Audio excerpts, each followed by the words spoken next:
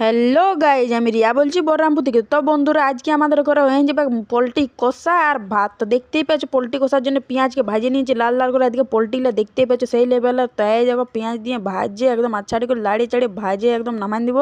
বুঝতেই পারছো না, পোলট্রি কষা বলে কথা। তবে আর এই যে দেখতে পাচ্ছি আমার মশলা বাটার এতই চাঁড় যে মশলাকেও বাটে রেডি করে দিয়েছি দেখতে পাচ্ছি। আর এই যে মশলাকে দিয়ে দিলে আমি এখন পোলট্রি কষার উপরে মানে কষা হয়নি, যাই হোক তেলে ভাজা আছে তো দিয়ে দিয়েছি। আর এই যে চিকেন মশলা, মিট মশলা, হলুদ গুঁড়া আর সবজি মশলাকে একদম দিয়ে আচ্ছাটি করে দেখতেই পেয়েছো পুরো একদম দারুণভাবে লাড়িয়ে চাড়িয়ে নিয়ে একদম কষিয়ে নিব, একদম শুকা শুকা কষিয়ে নেবো যতক্ষণ না পোলট্রিটা লেতে না তেল গিলে বাইর করা হয়নি ততক্ষণ ছাড়ছি না। ভালো কত তেল বাইরেছে, লালেই দেখাচ্ছে সালা। তো দেখতেই পাচ্ছ সেই লেভেলের। তো তাই যে আমার এখন ঝোলও ফুটে গেলো বদর বদর। আর এই যে এদিকে আমার পোলট্রি রেডি, দারুণ দেখাচ্ছে রে বাপ। দেখতে আসে খাতে কত লাগবে জানি না। তো এই যে আমি পোলট্রি আর একটা এসে ভাত নিয়ে নিয়েছি।